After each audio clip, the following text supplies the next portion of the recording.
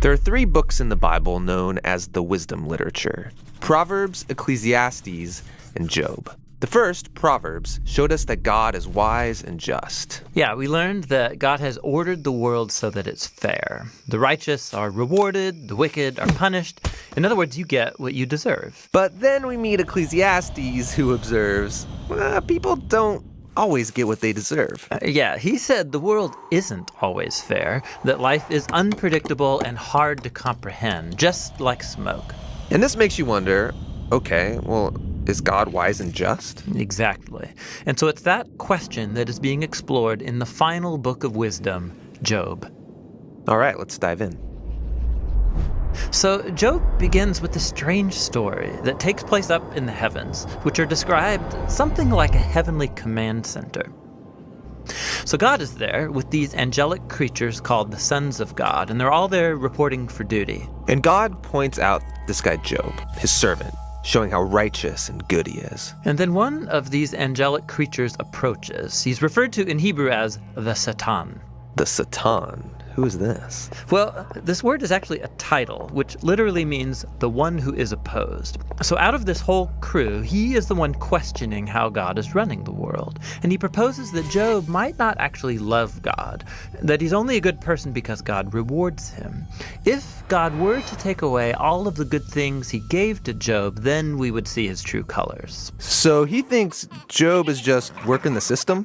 That's exactly right. Maybe he's obeying just to get what he wants. So God agrees to this experiment and allows the Satan to inflict suffering on Job. And Job loses everyone and everything that he cares about. It is devastating.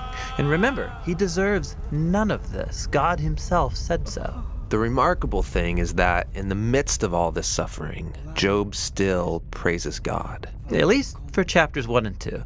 But then in chapter 3, we find out how he's really feeling inside. He unleashes this poem that reveals this devastation.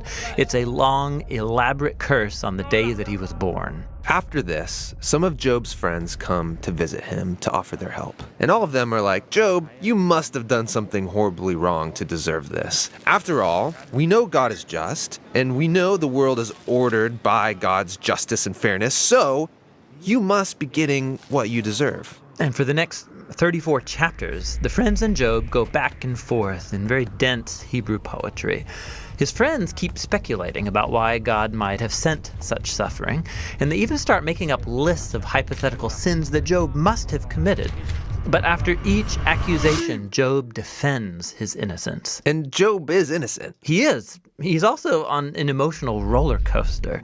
At some moments, he's very confident that God is still wise and just. Yeah, in other moments, he's doubting God's goodness. He even comes to accuse God of being reckless, unfair, and corrupt. So by the end of the dialogues, Job demands that God come and explain himself in person, and God does so. He comes in the form of a great storm cloud. Now, God doesn't give Job a direct answer. He doesn't tell Job about the conversation with the Satan. Yeah, he does something very different. He takes Job on a virtual tour of the universe. He shows Job how grand the world is, and he asks him if he's even capable of running it or understanding it, just for a day.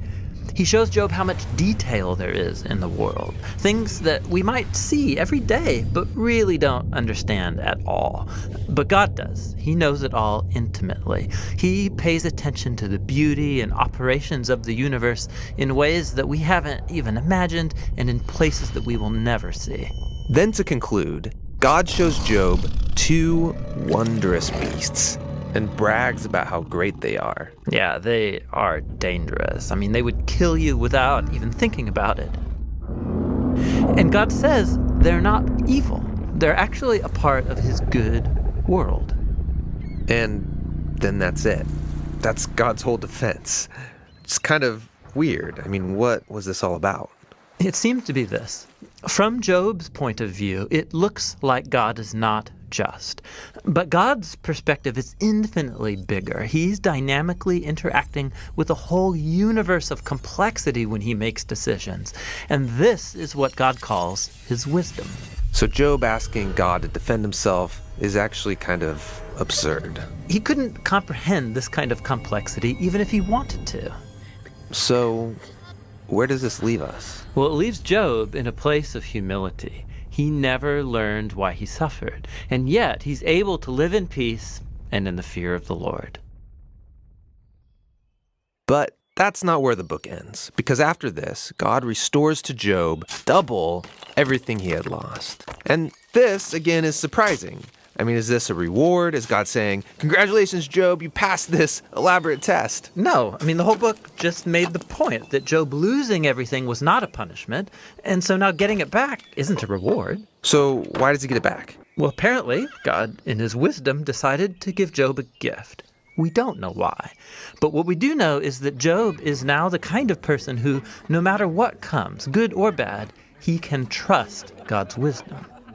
And that's the book of Job, and the end of our wisdom series. These biblical books of wisdom are amazing. Each one offers a unique perspective on the good life, and you need to hear all of them together as you learn to live with wisdom and in the fear of the Lord.